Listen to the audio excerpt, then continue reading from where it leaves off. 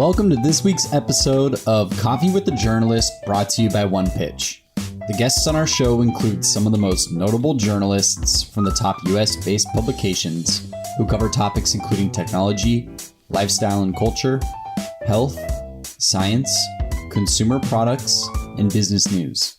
We discuss their role, the types of stories they cover, what their inbox looks like, and how they can connect with sources. Did you know we also have a brand new video series featuring guests from the podcast? Head to onepitch.co and look for the video page to learn more about subscribing. Our guest today is Katie Notopoulos, a senior technology reporter for BuzzFeed News.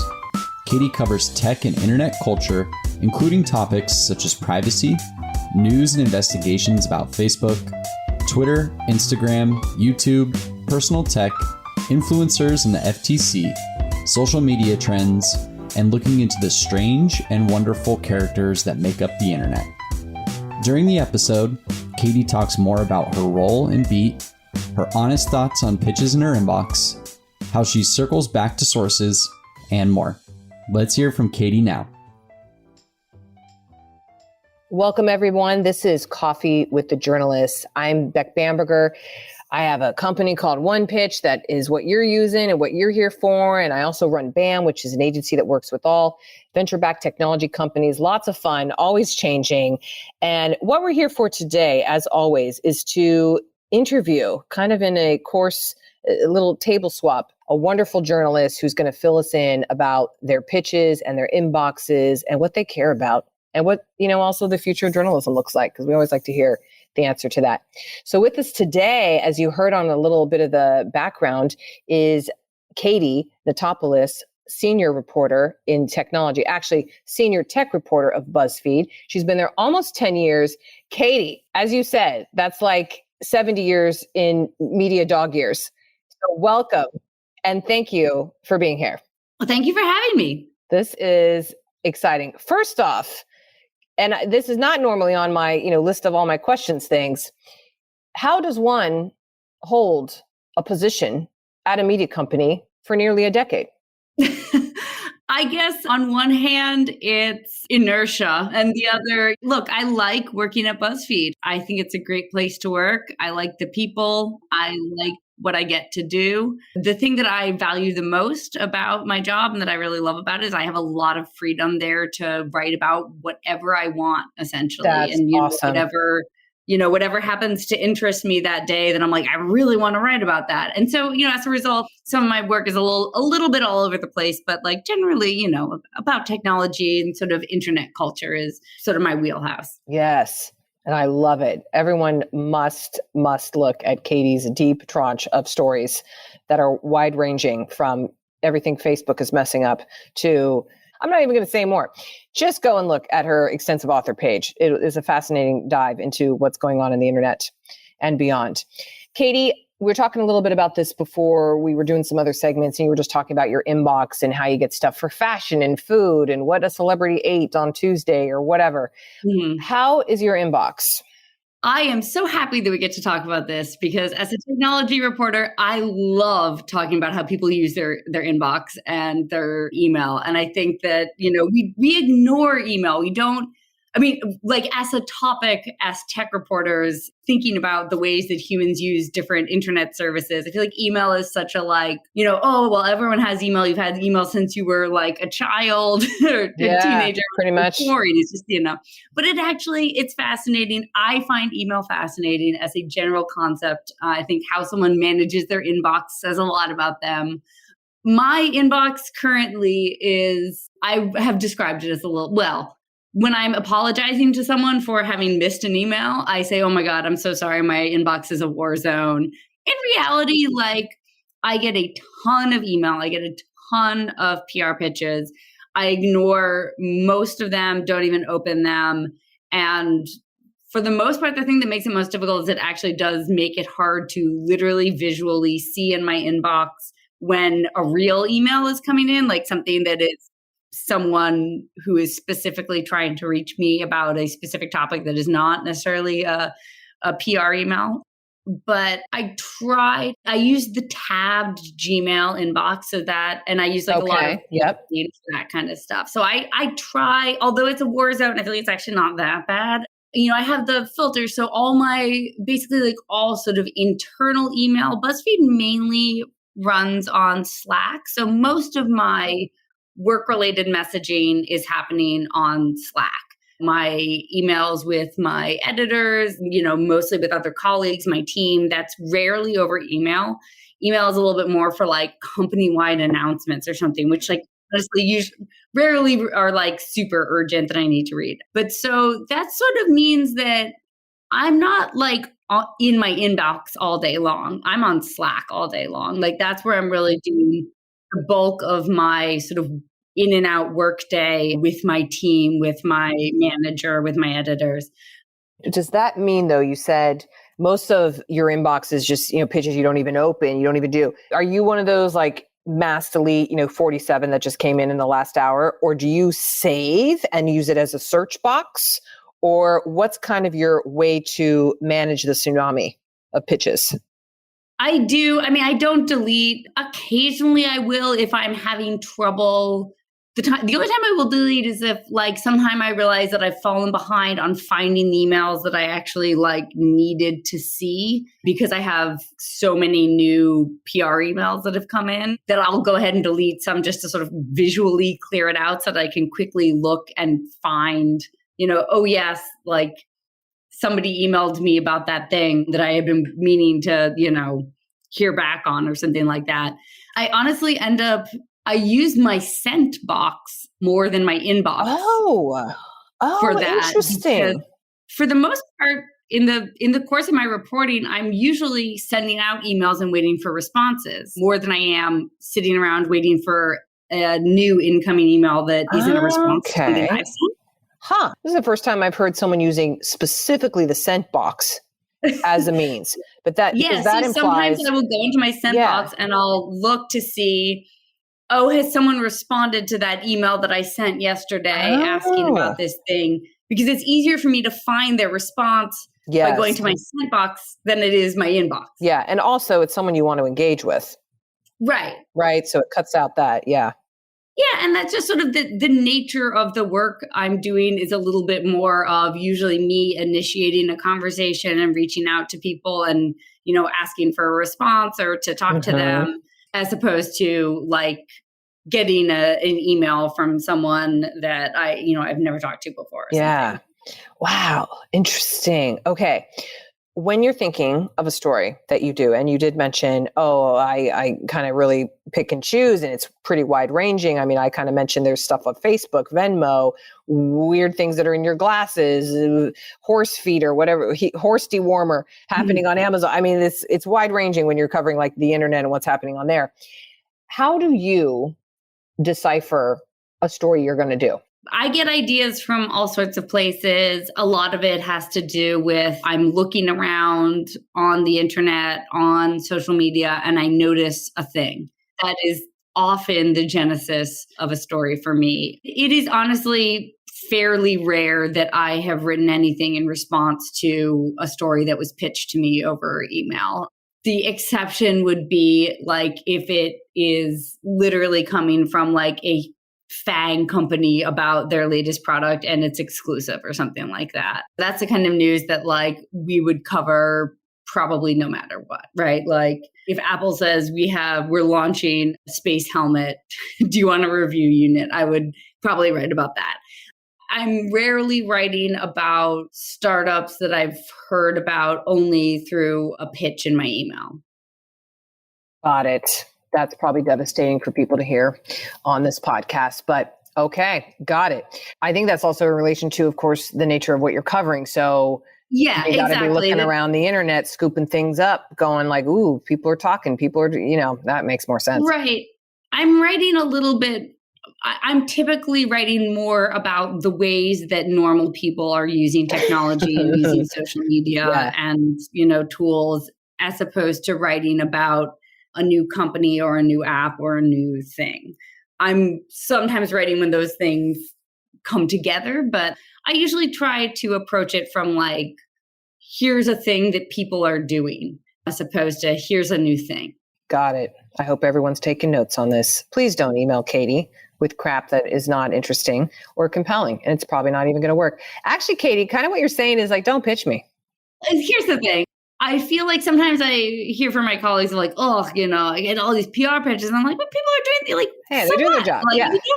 If you don't want to write about it, don't write about it. Yeah. You're under no obligation. That's part of the deal. I mean, that's a good way to look at it. I agree. It is typically not where I get my ideas for stories. And that a little bit has to do with the nature of the kind of stories that I do at BuzzFeed.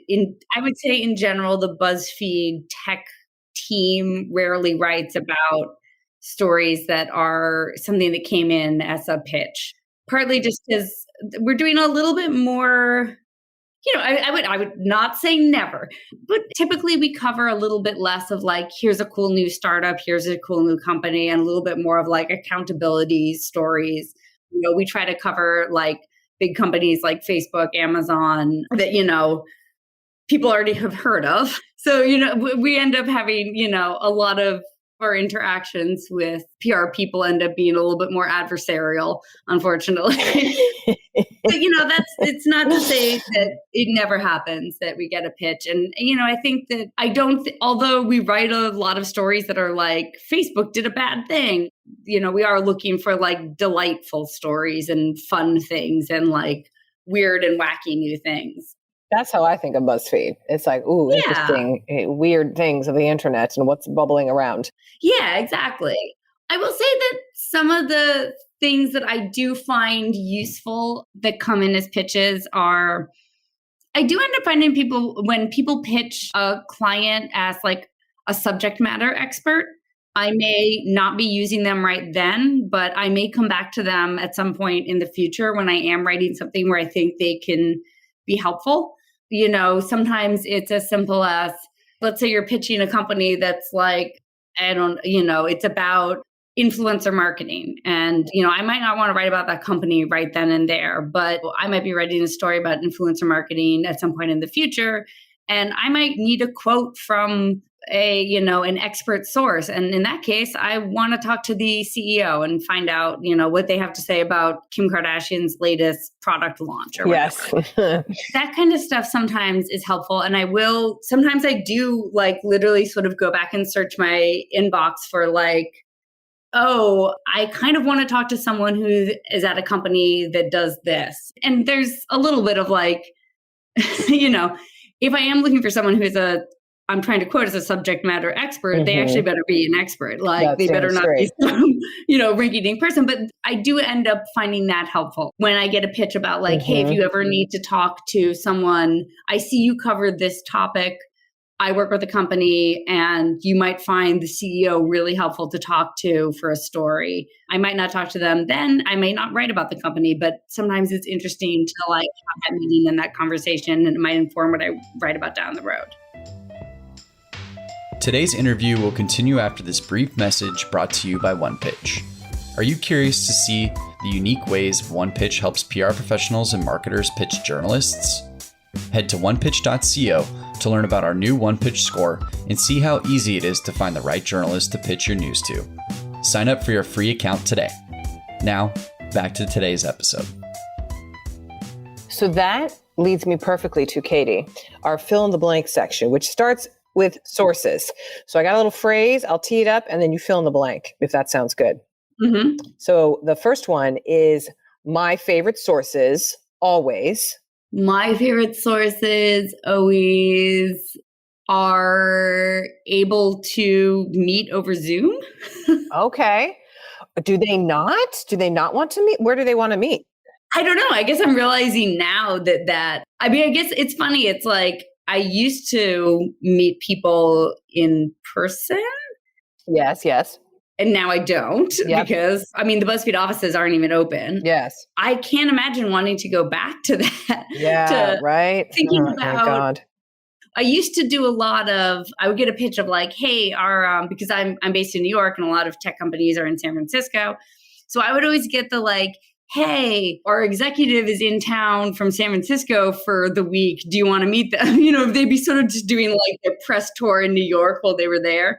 And a lot of times I would take those meetings because they were fairly low stakes. I was, like, it would be interesting to hear, hey, what's going on with your company? What are you doing? And not necessarily like, we have an idea for a story that, would be cool. And I would sometimes find those helpful, but it would always be a little bit like, for both people, I think it's, it would be more convenient to do those things over Zoom. Yes, well, efficient too. Okay, so that's how your favorite sources get to you. My most annoying sources always don't get on Zoom. Yeah, I'm trying. I guess that, now it's not like anyone's knocking over Zoom. I guess follow up 3 times when I haven't responded to the email at all. Yeah. At some point, it's like, if I get that many follow-ups, sometimes I will just write back like, sorry, this is a pass for me. Because it usually means like, I'm not interested. One follow-up I think is totally reasonable because like, yes, look, sometimes I don't notice the email, and you know what? Sometimes I need the follow-up. I think 3 times is a little too much. Three's a bit. Yeah. Okay. The best compliment I received about my work was? I feel like the best compliment I could receive about my work would be that someone read it not in the context of having quickly looked at what I had written right before they pitched me. Or if they were like, I saw that thing that if anyone had read a thing in the wild, sort of. Oh, so people saying, yeah, here's this piece, and basically they're already too late to the opportunity. Yeah, it's funny. Sometimes I get pitches where it's like I can tell that they have like quickly gone to like my author page and looked at like the 2 most recent things I wrote right before they sent me the email, and they're like, I see that you write about like dog leashes and or like 2 really like weird specific things that are like kind of odd. I feel like I can always sort of tell that, which again, like look, I'm pleased that they made the effort. But it doesn't necessarily feel like a compliment, I guess. Yes. My favorite stories to write are ones that I like to write something where there's something like kind of funny, I guess. Kind of I like to write funny stories. Nice. You got quite a collection, so great. Okay, totally little different twist here. My perfect Sunday is... Oh, my perfect Sunday would be maybe watching a lot of television. That feels relaxing to me. I feel like I don't. Katie, I love that. That is honest. I love it. Well, what type of TV? Like, what I really want in life is to just watch TV for like a whole day. Okay, what type of TV though?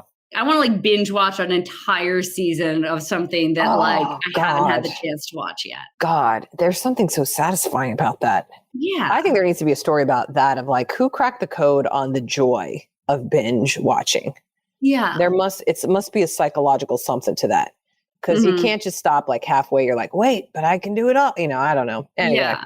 Anyway, and I have kids, so on the weekends, like I can't watch TV during the daytime. My TV, I get like 1 hour a night after the kids are in bed.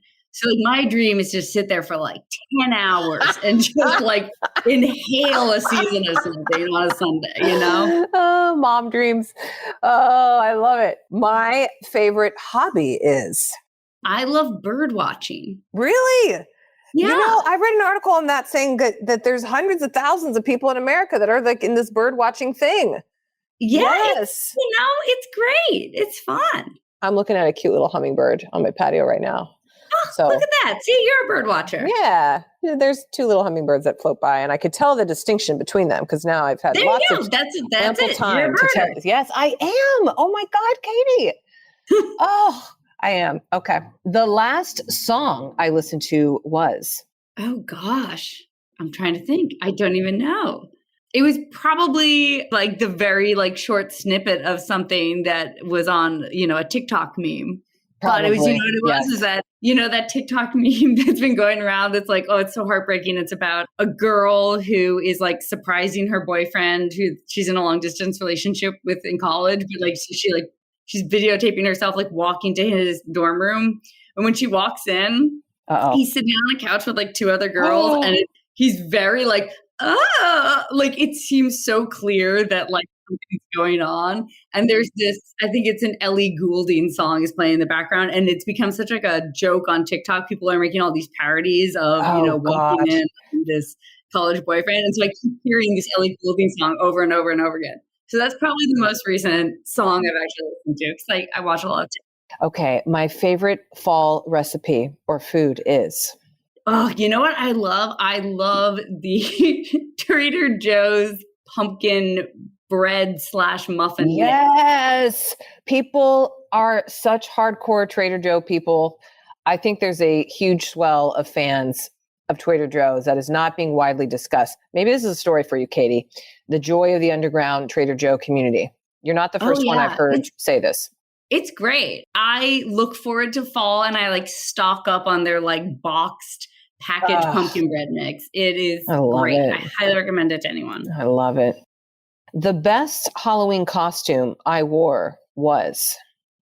Ooh, I was a Minion a couple years ago. Oh, that sounds fun. I enjoyed that because it was sort of right at the height of when people had realized that Minion memes were like really cringy and stupid, and they were kind of like the like garbage that floats around Facebook, like terrible like mom memes. And so I sort of was like always joking about Minions. I don't know. Yeah. Hey. But a Minion costume is actually, I had like some denim overalls and like it made it work. The yellow shirt. I love it. Okay, last one here for fill in the blank. Quarantine has taught me that I miss my friends. Have you gotten to see them now more at all? Yeah, but it made me appreciate them. Yeah.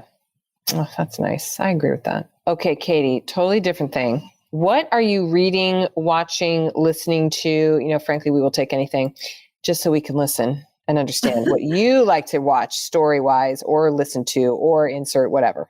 So I just last night watched the Britney versus Spears documentary. How was it? I didn't see it yet. And it's so good. I've just become very invested in this Britney, conservatorship story. And it's not something that, I was sort of aware of this Free Britney movement that was happening for, a couple of years now. But like in general, like I don't really care that much about Britney Spears. But like I only sort of recently, I think so much information has come out just in the past few months about how messed up the situation actually is. Now I feel like extremely invested in it. Like it is, and the Britney versus Spears documentary is really, really great. They got a lot of what makes it, as a journalist, what made it so exciting was they actually got their hands on all these court documents that had been previously sealed. So, I had watched, the New York Times did a documentary about a year ago, and they did another one more recently, the last couple of weeks about it. So I sort of thought I understood the story, and I had followed the headlines about it. And this was a great documentary. We're like, wow, they had the goods. They had all this stuff to reveal that hadn't been revealed before. They got, Sam Lutfi and Anand Galib, who, her old boyfriend from the 2007 era. Wow, they dug deep. And so, as a journalist, I was like, oh man, like they got the documents, they got the sources, they got all these people who previously were unwilling to speak on the record. And so, that was it's a great documentary because it has a lot of the journalism behind it is really good. And so it's a sort of tragic and horrifying thing that's happening to this woman. It is. Highly recommend it. Oh, okay. I'm putting that on my list. Well, it is already on my list, but I just finished the Lala Rich or La Rue Rich, whatever that is. Oh yeah, that was. I watched that one too, and I really enjoyed that. Fantastic. I have a real wonderful spot for documentary producers who go in kind of knowing what they're going for. And you're like, I kind of think it's going to go this way, but then I think you just get all these surprises as you're filming and you're seeing things tumble out of people's mouths where you're just like, oh my God, it's incredible. Wow. I love it. Well, Katie, as you have been 10 years almost at BuzzFeed in dinosaur years or dog years or whatever we want to call it, is like 70. What do you think the future of journalism is? A lot of the core stuff is going to be the same, right? Like people want to know the news and the facts. I think what will happen with some of the media industry, I wish I knew. If that was the case, I wouldn't be a reporter, I'd be a mogul. I don't know. I do think that one thing that just thinking about, having been at BuzzFeed for 10 years, I look back on some of the stories that, in 2012 when I started, the way we sort of approached things and thought about things was different than now.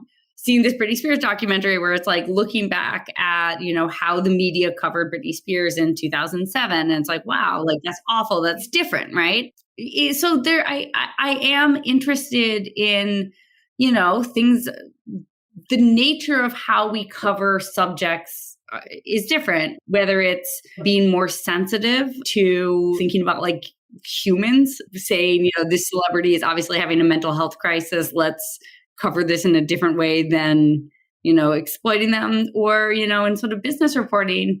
I think technology, there's a little bit of, there was a period in technology reporting where everything was like, wow, like technology is going to be the most awesome thing ever. Like, I love these gadgets I saw at CES. And then there was sort of the era of the tech lash and saying like, all technology is evil. And I think that the future is going to be somewhere in a like, this is more nuanced, and like technology is not some siloed off topic. It's Facebook, Amazon, these companies are huge. They touch everyone's lives. They are, they're a politics and government story just as much as technology. I think that, I don't know, I think that like it's constantly evolving what things are going to look like, especially in technology journalism, which I think is it's a really exciting place to be, I think. Oh, yeah. My God. Great answer. I really like that.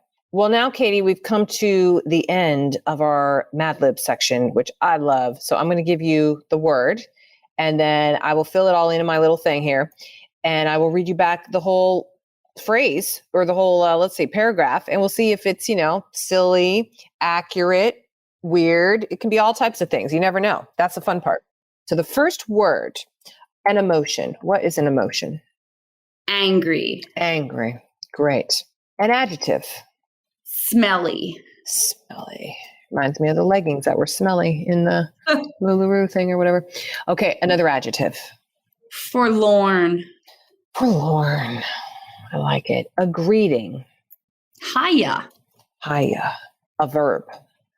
Jogging. Jogging. Gotcha. Or to jog. Jog. Yeah. Okay, jog. Yeah. Okay. We got it. A noun. Pizza. Pizza. Sounds good. An adjective. Delicious. Delicious. A cringeworthy PR phrase or term. Rock star. Rocks. Oh, God, really? Ooh. Okay, a part of a pitch. Hi, XX. Oh, yeah. Comma. Hi, XX, comma. I'll write that down exactly as said. Okay, length of time. Century. Century. Excellent. The name of a real person. Barack Obama. You read my mind, Katie. I don't know why. I was just thinking of him. I was actually thinking, I was reading ahead and I was like, well, if he did, okay. You know what I was thinking about. You'll hear the phrase. Okay. And then lastly, an emotion. Sleepy. Sleepy. Okay, Katie, here we go. When I think of the future of journalism, I feel angry. The pitches I receive have gone from smelly to forlorn. If I receive a pitch that starts with hiya, I jog away. When I write stories on pizza, I get delicious. My favorite pitches include rockstar and hi XX, comma. I normally take around a century to respond to my emails, but if it's Barack Obama, I will respond immediately. If you do get a response back from me, you should know I feel very sleepy for you. I stand by that. I like it. I'm going to set up my email to make that as an auto reply. If you're not Barack Obama, please wait a century for my response. There you go. I think it'll go over very well. I recently changed my sort of default when I've been on vacation. My autoresponder says, if you are not from the Pulitzer Committee alerting me that I've won, I will not be responding. Oh, I love that. I got to steal something like that. Oh, man. You know, because I feel like it's always like, I'm like, oh, if you need to get in touch with someone, you can email my editor. And I'm like, no one ever does that, you know? No. And like, yeah, like someone super urgent, you know. That would be urgent. Would find a different way to get in, you know. I mean, imagine it's Barack Obama giving you the Pulitzer. I mean, that's maybe, you know what? Maybe one day it will, but then they can email my editor. I am hoping that for you, Katie. It's going to happen. He has no job right now. I mean, hey, there you go. There you go. Well, Katie, thank you so much for being on our Coffee with the Journalist little podcast here. We so enjoyed it. I enjoyed it. And now I can't wait to watch a documentary. I need to go see it probably today. I hope you do. Thank you so much for having me on. This was so much fun. Thanks for listening to this week's episode of Coffee with the Journalist featuring Katie Notopoulos from BuzzFeed News. If you enjoy listening to our show, make sure to subscribe on iTunes, Spotify, Google Podcasts, and anywhere else you listen to podcasts. And if you have a moment, please leave us a review to share your thoughts about the show and today's guest. To learn more about the latest tools on OnePitch and to subscribe to our weekly podcast newsletter, head to our website at onepitch.co. We'll see you all next week with a brand new guest and even more insights about the journalists you want to learn more about. Until then, start great stories.